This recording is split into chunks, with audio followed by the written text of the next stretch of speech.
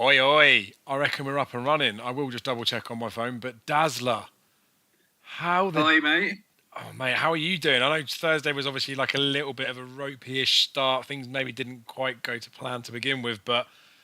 Oh, Sire de Burley. What a Ooh, boy, mate. oh, mate, absolutely buzzing with it. Like really, really bad. You can see, I'm absolutely shattered now. But I'm still working, obviously, on a Betfair column tomorrow. But buzzing with it. Yeah, mate, I came into today with so much confidence. Like the Thursday, was gonna be the day. You know, Mighty Potter, Shishkin, Same. Maxim. I really fancied. Did I think it would end with one winner and it being side Burley at 100 to 1? No, I didn't. Mate, that's massive. For me, mate, for me personally, that's massive. Not even like the money. I had a good whack on it and all. Sometimes you have them big price ones, don't you? You don't put enough on, do you? You're always like, oh. I know the one that hurts from last time as well. The one at Aintree. Yeah, yeah, definitely. That definitely hurt. But look, I had enough on this as well, for it to be a very, very healthy return. Do you know what I mean? And but more importantly, oh mate, it sounds really, really sad. Jamie Wren's actually ringing me. Look. Get him on. Stick him on. Sounds really, really sad, mate. But fucking hell, I've always wanted to work for Betfair, and I've always wanted to work for Betfair, and to tip 100 to 1 winner for them, at the best at any time is fantastic, But to tip it at the Cheltenham Festival and to tip it in a Grade 1, oh mate, that's just this today is that's the moment. That's top champ. Yeah, and the You know what I nuts mean? thing, the nuts thing about it as well is 'cause I know what type of person you're like as well. You take responsibility for the fact that you're putting in the graft, you're putting out effort out there, and you want the followers and people that are putting their hard-earned cash in behind you. You want to make sure you're producing for them as well. There was a guy that commented on your tweet. He said he's been betting for 55 years, and that's the first time he's ever had a 100 to 1 winner in it. It's stuff like that, mate. It's like borderline like once in a lifetime stuff. But at Cheltenham Festival as well, you put the graft in though. I said to you earlier, didn't I? Where we were talking before. Your position from your anti-post portfolio was you're in a decent spot. Obviously, you don't expect that Cider Bird is going to go in there, but that's the thing with it. You don't pull any punches. You don't stick them in because you're chasing figures. You put them in because you've got a valid case for it. We love the big price ones as well, don't we? Yeah, mate. Like you say though, it's just a win for everyone. Everyone that follows me, I'm so chuffed for them. You know what I mean? There are people that there are obviously a lot of people that follow me and stuff that only bet 2 or 3 quid and stuff.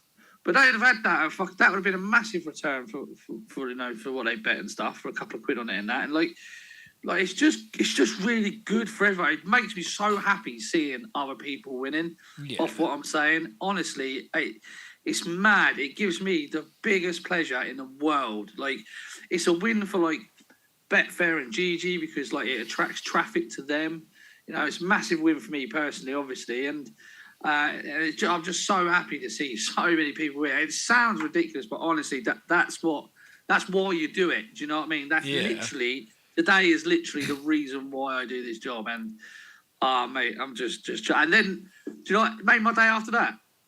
Old Lucky giving me a shout out on Racing TV. I mean, this is what's mental about it, because not to I don't want to detract from the fact that you tipped up 100 to 1 winner, and you said it on multiple occasions, and this wasn't a heart over head stuff, right? Because I know you as a person, when it comes to the betting stuff, you've lost the sentimental part of your game is completely and utterly gone. You don't hold romantic things with things like with John Bond, for example. You give him a fresh start at the beginning of the season. People might say, oh, you were just taking him on for the sake of taking him on before it ran. People were saying about the jump and all that stuff for El Fabiola. But you smash him up, didn't you? You put the Twitter post out there saying about getting stuck into horses that you fancy. There's only one Cheltenham. And I do get what people are saying, value's value whenever it's running. But at the end of the day, ones like El Fabiola that you fancied, you were waiting to get a bit of a price, probably didn't get the price that maybe you were waiting for, but you still get stuck into those ones. That's the key thing, right? It isn't just the fact that you've tipped up Cider Burley at 100 to 1. It's the fact that, mate, your first day was insane. Your second day was solid as fuck as well. And then Thursday, on a day where we've had promiscuous results, where I don't want to be rude, but some of those results that are in there, some people would have had to be taking some sort of guesses as opposed to form bookie stuff, and that is probably rude of me to say. But you pull out 100 to 1 poke after smashing the granny out of it for the first 2 days. You must have been one of the top tipsters on the first couple of days, regardless of getting this. And it's not like you just throw 50, 100 to 1 pops up there. I don't think I've ever seen you tip 100 to 1 poke before. I don't think I've ever tipped 100 to 1 shot. Never. I don't think. The best thing, the best thing as well is it was 55.76 Betfair SP, I think it was. I'm going to, I mean, I don't know if it comes up on the microphone, but I'm going to play the voice note that you sent me earlier when I didn't bet him like an absolute bet. And you know what it's like when you don't want to put the mockers on someone else. That was thanks. that. So in your own way, you're trying to take credit for this. I mean, that's why I said to me, lend us a fiver. Wait, oh, it's here, isn't it? I don't know if it will sound. That's what I'm saying about Side to Burley. Side to Burley's. Come on, just have a couple of quid each way, please. Come on, have a couple of quid each way. Don't know if that came through, maybe it's stuff like that. Like you could, even in the time when there's results that are going a bit ropey and all that sort of stuff. I can tell like the emotional side of stuff from the betting is far, far gone from what it was when you were like punting it. Not saying not taking it seriously, but you must have like a level of confidence in your ability now and stuff like that. You work your arse off, mate. You are definitely one of the best judges out there. Got a lot to thank Aaron for like getting me in touch with you in the first place. But like you just give people your time as well. You've got at some point, mate, you're going to get an opportunity of like a bigger size gig in it. And we were talking about on that ranting post, weren't we, about the poor me, the victim people that are just like someone said about it, the pity like posts and stuff like that, where people are just like, oh, why don't I get anywhere with anything? So I'm glad when stuff like this happens. Well, mate, I'll tell you what did annoy me is like, do you know I put that post up saying that some people are charging like 199 quid for the week's fucking thing and all that stuff. Like, I see the same people who are doing that, who are charging that, like 2 weeks out from the festival going, right, time to get started studying for the festival. And I think, fuck me, mate, I've been studying this since October. Like, there is not a chance in hell you could possibly do better than me at this. Like, if there is, then I must be doing something wrong. And I think that's the key to it. I'm not just trying to toot my fucking horn here, but I have put fucking so much work into this week. Like, ridiculous. I am dead on my feet. Like, obviously, I'm working now, but I'm having a break from Saturday, like for a few days. But well, yeah, you deserve it, didn't you? But like, it's I don't know.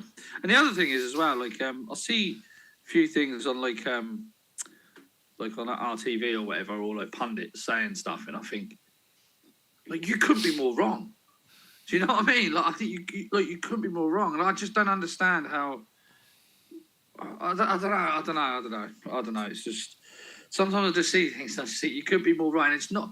It's because because all it is it's a visual and it's a form. It's just a bare form book based view. Do you get what I mean? Yeah. And that sort of thing, I don't know. I don't think it works, but the good thing is, like someone was saying when people were saying about you being like the Cornish Cockney and stuff like that. Like, mate. Like, the best thing about it is like as far I would champion your stuff even if we weren't mates, we weren't talking stuff, because you're the punter's pal. You're not gloaty. You're not a twat for the sake of it. Like, you rise less to the stuff on Twitter than it was before, but I feel like that gets like far and few between. But even back there, like, you'd stick up for yourself. Like, you wouldn't just be saying, oh, it's just trolls being dicks or whatever it was. If someone wants to call you out on something and they're wrong, you'd quite happily say something to them, wouldn't you? But I like the fact that you are like just like the punter's pal stuff. And a lot of these people that get onto the media stuff, there's lots of people that are like very, very good judges and well deserved to be in their positions. There are a couple of people that talk a lot of nonsense, and at the end of the day, I don't understand why. I don't know. I don't understand why some people are in those positions. Experience, I think, mate. Yeah. How have you been getting anywhere? I know you've been doing all right. Yeah, first 2 days were okay. Thursday's been a poor one, like full blown, like an actual full blown blank, because I didn't have a couple of quid each way on side of Burley. So that's a sickener. Like the thing with that is like it's a bit gutting when they're big price ones, because you think to yourself, like, not even joking. I did say you didn't own the WhatsApp. To be fair, this is we talk about like value losers. Even when you tipped this up on the preview we did, and I said we love a value loser, didn't we? Yeah. I think my comment to you after we did, I don't think I stuck it in a voice note, did I? Or maybe I did. Oh yeah. I said literally didn't even have a quid on. What a bell end. I've got 20 quid on Ballyadam tomorrow though, so clearly a smart guy, aren't I? And then I'll I'll tell you who actually had 20 quid, or you said you was going to have 20 quid on, is Bally Breeze in the Arkle at 200 to 1. So you're willing to throw away to trade it out, remember? I know, and that was the worst thing was I looked at the place thing. He was 5.6 for 4 places side of bet. I was like, that's way too short. Then I looked at him in the win market and he was 50s. And because I know you put him up at 100s, I genuinely was just like, oh, fuck it, I've missed the price now. Then you think after, like, I literally will throw a tenner away on some novelty bets tomorrow. How have you not done it? But, mate, you're just a beast. But Bally Adam has been back for tomorrow, so value loser. Yeah. Do you know what? There's been a few backs. I do like. I think Blood Destiny's going to win, Dave. Well, I do like him. If Paul had picked Blood Destiny, I'd be like real confident. The fact that he's picked Lossy Mouth makes me want to side with Lossy Mouth because I think he knows better than us. But I wouldn't be keen on it. I still think Blood Destiny could do it. See, that sort of thing doesn't bother me though. Like honestly, regardless of who's riding, I'd like to think that the work you put into the race doesn't really change too much about who's on board. Really, do you know what I mean? Like, it must have been a tough decision for him, but I expected him to ride Lossy Mouth because I think he feels like he's got a point to prove after the DRF. Yeah, and the thing is, I don't want to say the only reason the money came for it, but the money came for Blood Destiny off the back of the preview circuits with David Casey saying that he really fancies him, and then was suggesting that maybe Paul's going to ride him and stuff like that. But this is where I was saying to you, for like the trading perspective, I haven't done trading on any of the races this year because last year I just put bets on and didn't do anything in between. This year I felt like the same, and it was like I felt like I was in okay-ish positions. But there was so many horses, right? We were talking this morning about Allegory Devassi, weren't we? And you were saying the fact that you fancy Impervious. At that point, she was 5-2, and I said you could boost from Bet3 to 5-3 one, even though we can't get on. I said to you at these points, like these are the ones, isn't they? Like you smash the granny out of Impervious when it's 3.5, like if you wanted to. You wait for Allegory Devassi to go out to 5-2, and then you smash the granny out of that. And then you're sat in a position with both of those backed, or you can like trade them back for like risk free. We even said it with Marie's Rock and Honeysuckle, didn't we? That Honeysuckle at some point will get backed in. But again, like it makes me feel like I get more tempted with the swings in Cheltenham. I can't remember what someone was saying about the amount that was matched so far. I want to say like 120 million or something's been matched on the first couple of days. But like it's like, or it's 120% of what it was last year. But like the amount of liquidity that's in these, and when you see a horse like Galopin de Champs yesterday, right? I wanted to have a reasonable chunk on him. He was 2-1 on the exchanges. I had some money in my dad's Sky Bet account, so I used the Sky Bet money in there. So I think I had 130 quid on him at 2-1 with them because I thought if you're 2-1 on there, just rather than do it on the exchanges, do it on there. He was 2-1 on there, but he's now been like smashed up into like 5-4 or 6-4 with most of the bookies now. They're just, I know the price tends to hold up, but you just know that there's certain times to get in, didn't you? And then you know there's certain times not to get in. Like Galopin de Champs can't be going off shorter than like 5-4, 6-4 tomorrow, surely, can he? No, definitely not. Like, and even a Plutard's been trimmed right in as well, hasn't he? Yeah, he's running in an acca for me for about £1,000. So like, I'm not like. What, a Plutard or a Galopin? I never wanted to back him anyway. It was just one of them ones you put on for a long time ago, and it just like it happens to be in a position where you're happy to obviously let it run. Like Blood Destiny's 3.2. Like I think he'd go off 9-4. I do. Blood Destiny tomorrow. Have you for the ones for Friday, right? If we quickly just skim through the races, then so we know what the people at home are back. I know it'll be on your GG column, won't it? Telling people what to go and get stuck into, and then they can go and read your old Betfair column and like retweet Betfair stuff. So obviously the Triumph, right? You've always been keen on Blood Destiny. I've got some money on him anyway. I've had a couple of quid on Lossy Mouth just to get some sort of cover because I thought when Paul Townend was judged, she'd shorten up a little bit. Do you reckon there's any like that Gala Marceau it's got to be in the 3 as well in it? But there's nothing else behind that can come into it, or is there? Well, that Zenta's quite a nice horse, but just the jumping's going to let it down, I think, and this might just come too soon. And then, like I've had a few quid. Well, I actually had a few quid. I had 75 quid at 10-1 on Jupiter the Geek, who's now 55 on the exchange. 60. Yeah. Oh yeah, you got £20 views, didn't you? Yeah, I got £20 views. Yeah. So I think I still think he's got a bit of an unknown quantity about him, but I just think Blood Destiny's better. I think Blood Destiny's better than Lossy Mouth and Gala Marcial. It'll be good to see though, because I do feel like it's them three like going clear, and I'm trying to think back. There must have been a few. Like I think Deffy won by a few lengths. I know Arconnor obviously absolutely romped home, but there's like when you think of like Vauban and stuff in more recent years, they tend to be sort of like ding dong finishes, didn't they? I'm praying that something pulls clear, and I can't see how Gala Marceau and Lossy Mouth go clear unless Gala Marceau's like progressed again. Blood Destiny could be the horse that goes and bolts up. County Hurdle. And let me just say quick, Dave. I hope Patrick Mullins doesn't hold this right, like doesn't drop this in or do anything. Did you see his ride on Mr. Incredible in the Kimura? Yeah, it's just Patrick, isn't it? Yeah, I know. And it's like it was the same with Billaway, wasn't it? The year before, or whatever. But just hopefully he rides him just with a bit of confidence. That's all. But yeah. Anyway, County Hurdle, Dave. Sharjah, yeah. You said you could ride him and he'll go in and win. And I said to you about Hunter's Yarn, what did you think of him? And you and Jamie were like, nah, no chance. And Paul's on him. Paul doesn't just ride in handicaps for the sake of them. I will be shocked if that Hunter's Yarn is better than 147. I promise you now, I'll fall down if he's better than 147. Was it Imagine that was behind him? And Imagine's like on a reasonable mark for the Martin Pipe in it. I think it is. I can just see Hunter's Yarn running well, and then that Imagine's going off like short.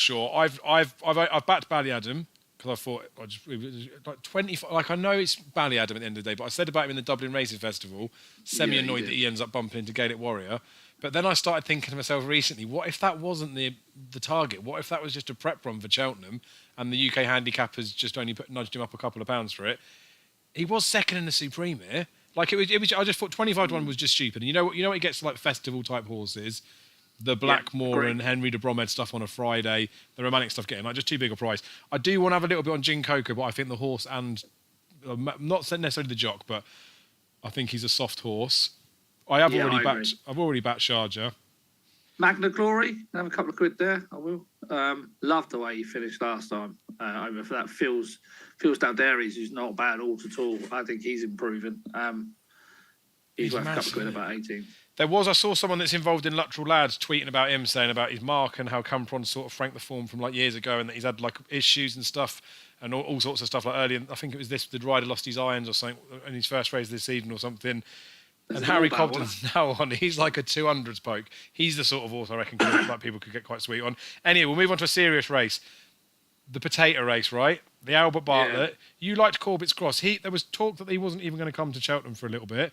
Then he was I feel like he was a reasonable price, like maybe 5 or 6 to 1. He's back into favouritism now. Free Card Bragg, everyone's just saying about him wanting like the slow ground and needs a test. I don't think he'll be that slow. Honestly, I think it's dry. There's no rain overnight. It's drying ground tomorrow. Highs are 14. I think it's going to be drying right out all night and all morning. I don't think it's going to be the test that everyone thinks it is. And I don't think it was that soft today, was it? No. I mean, like possibly. Simon Roders does some good stuff with putting out the times and what the going must be, but he uses the going stick reading against the clock stuff. But you're relying on other people's information to make calculations.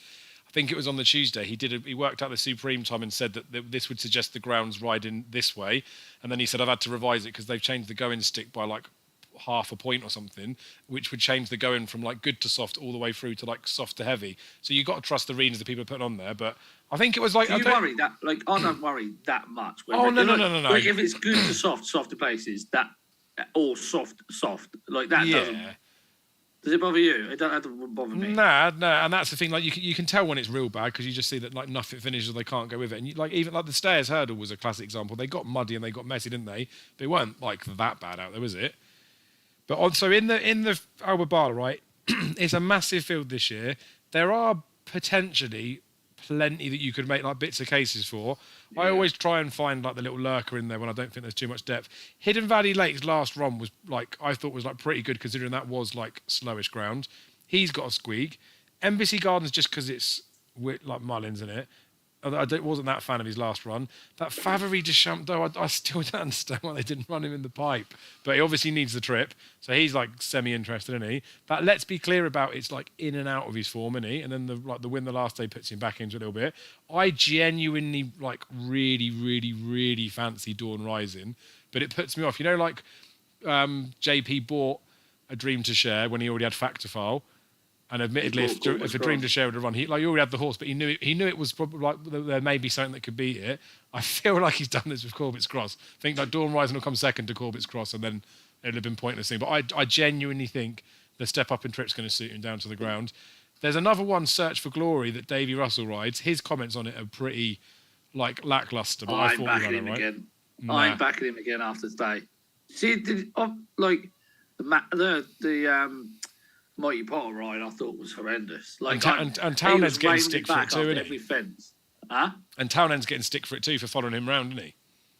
Yeah, I thought it was madness. And then I thought he gave Maxim dropped him out and tried to come there, on the snaff. He looks to come there on the bridle, doesn't he? Remember every time he rode presenting Percy, he looks to just come there on the bridle. And, I don't like that. I remember the worst of all of them, mate, was Delta Work, wasn't it?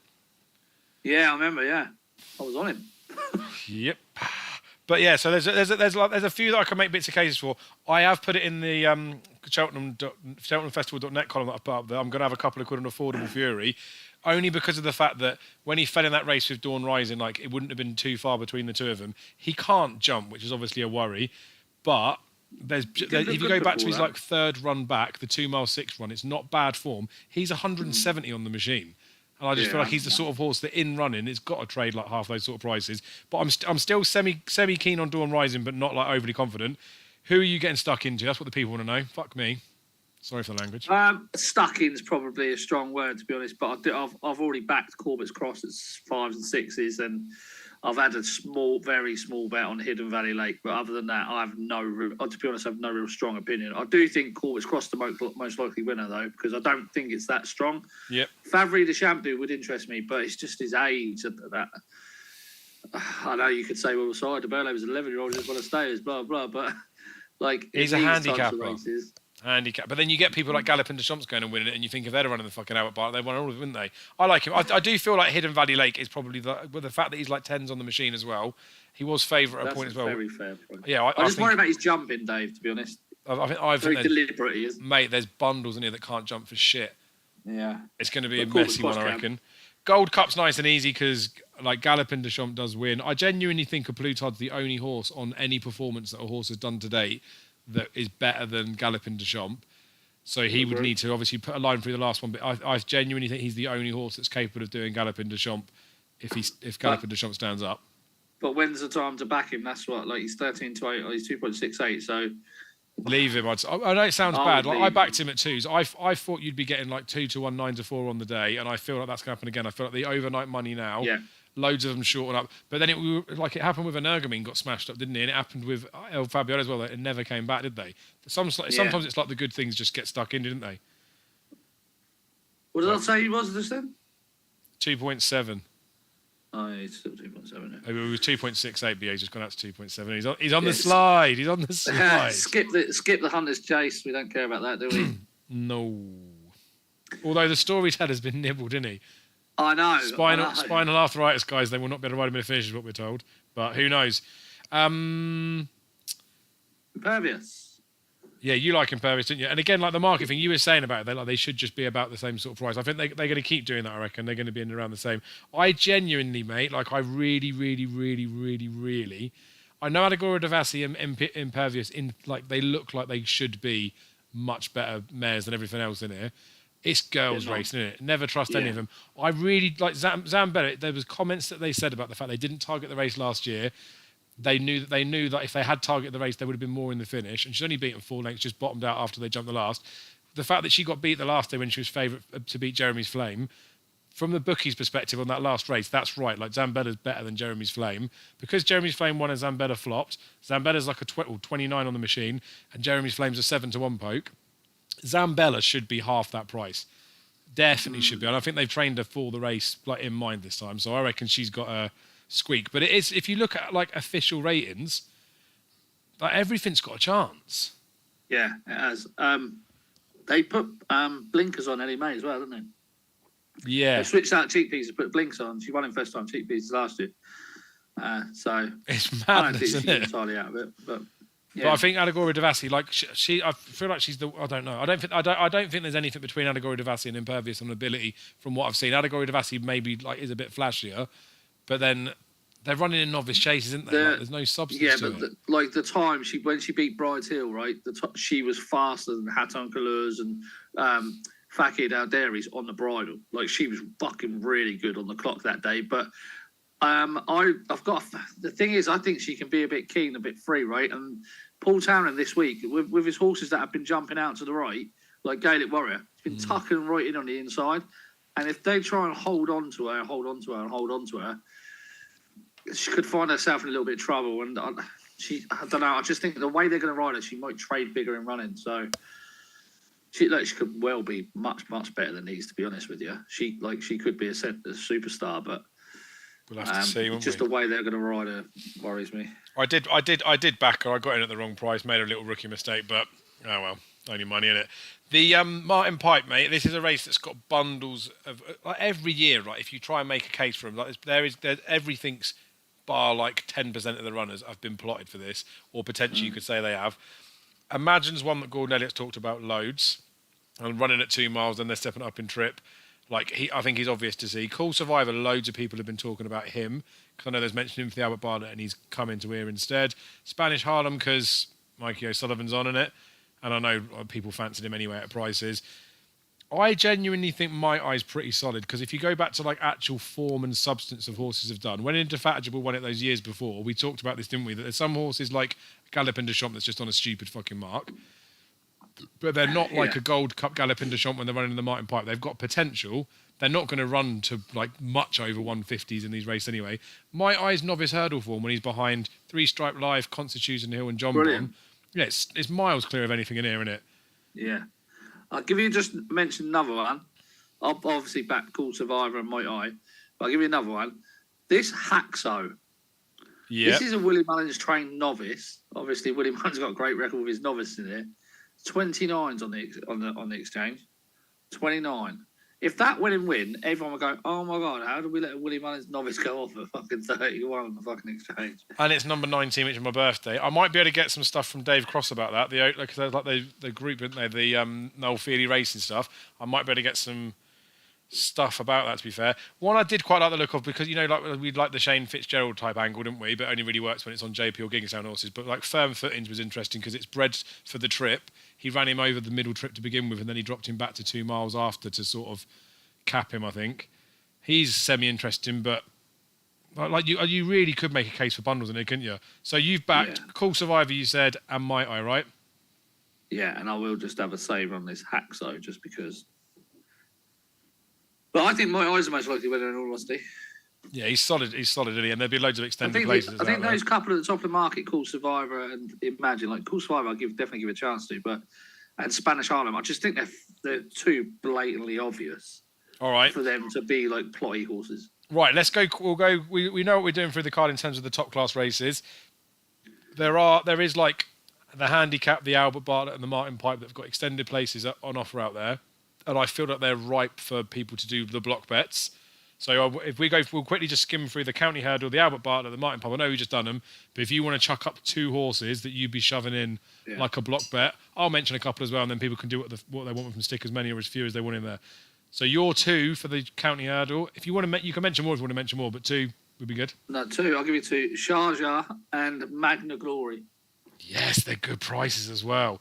The 2 that I'd be chucking in would be Ballyadam, and I would still stick with Hunter's Yarn. So we've given you 4 different ones in there. Make of it what you will. Build your little blockies up. The Albert Bartlett, again, is another race that I think is fairly solid for it. And because we're putting 3 races in, even just the place parts of it are decent with those extended places. I would be saying Dawn Rising by a mile has to be in the block bet. And then the second one I'd put in would definitely be Hidden Valley Lake. God, I can't really put Corbett's Crossing, can I? You probably could, because if you've got a 10-1 winner in the first, then you've got a little 4-1 winner in the second leg, going on to like another 10-1 winner. It's worth doing. Get him in. Yeah. Winner's a winner, innit? Corbett's Cross, and let's just pick one out at a price. Search for Glory. Yes, I love how you were just like...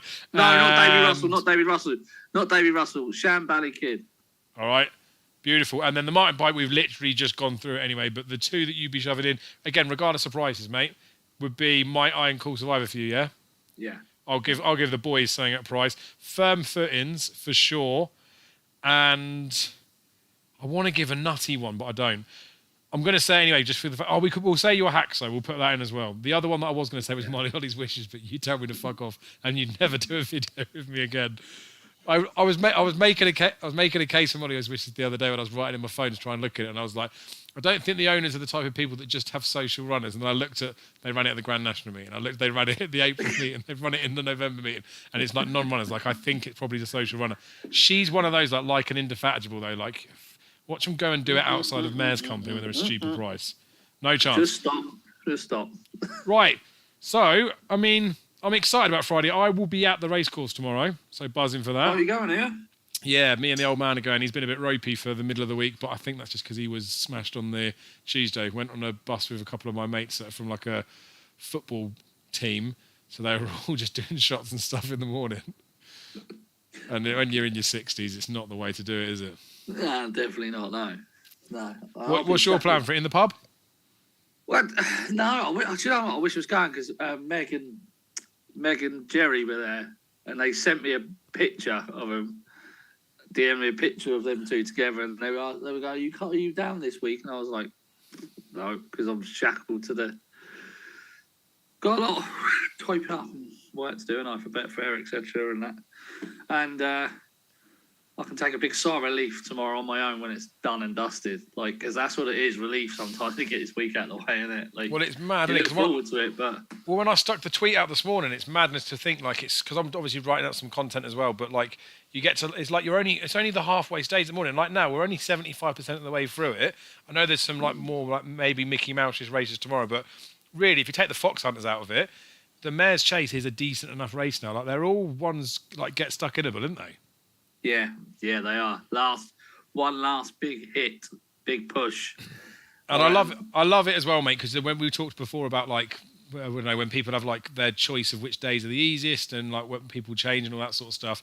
There was a point like a few years ago where you sort of felt like Thursday, Friday was it, wasn't it? Maybe it was the new course that was doing it for you, and you like there was those things. So I love the fact that you were smashing up the Tuesday, Wednesday.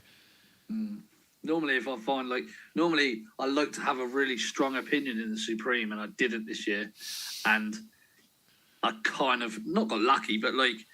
It was a bet as in like just get in the first three and I'll be more than happy.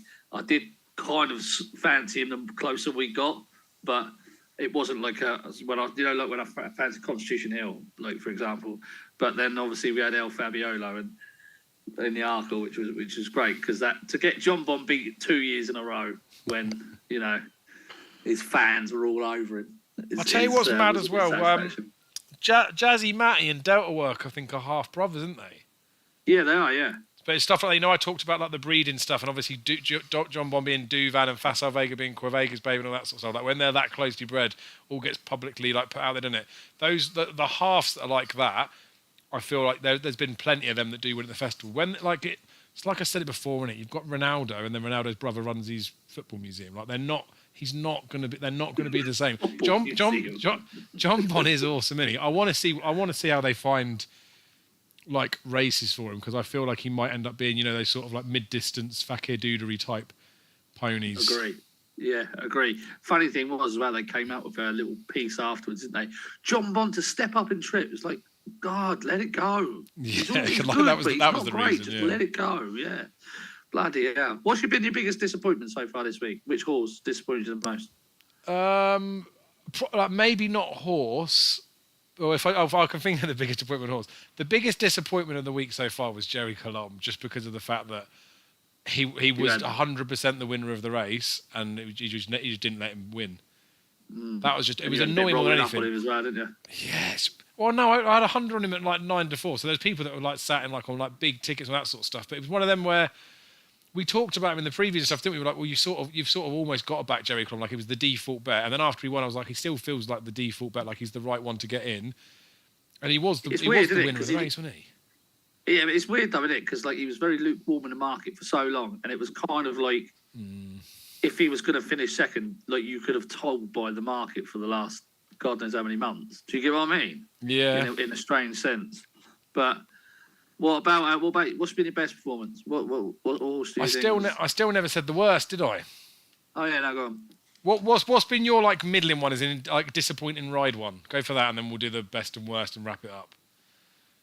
I was really disappointed with Shishkin today. He was just never going a yard from the start again. And then he hit every fence on the way round. Then all of a sudden he came back on the bridle, and then the gap opened, and Nico asked him to go for it, and he just didn't have it to go through it. And while it was a very good performance to finish second, all of a sudden he's gone from a champion chaser to looking like he needs 3 miles. And for me, I don't think that's as much of a positive sign as a lot of people might just try and make out. And the fact that he's jumping so far to his left, look, he's got to be compensating for something. Yeah, there's probably a niggle, I think, isn't it? Because he had backage and stuff before. You tend to sign it, didn't you? Sometimes they jump weird because they've got problems, didn't they? And the most disappointing thing about it is that I was so convinced he was going to win today that I didn't take into account or ask myself, why the fuck is he even money when he should be a 1-4 shot? And why are Betfair and Bet365 boosting him? Yeah, we said this before, didn't we, with the countdowns, where you get suspicious when they put something in every boost, don't they? I reckon I still do think it's more liability than anything, but yeah, it does play on you a little bit, doesn't it? So that's my, like, I'd say the best performance, I think. There's been some real good ones in there. Like Impere Pass looks like an absolute monster. Marine Nationale was super Very impressive. good. So like I do like to like look at the novice herders for an effort. I do think probably like the two that are like probably the best. I think Delta Work was just insane. Because I looked at him on the in running after he'd finished, and he never went much bigger than even money in running at all. Whereas when they turned in, I was thinking to myself with Keith, I was like, mate, just go in front. Like, don't let Galvin beat you over a jump. Because I know that hurdle's just a hurdle with some brush on in it.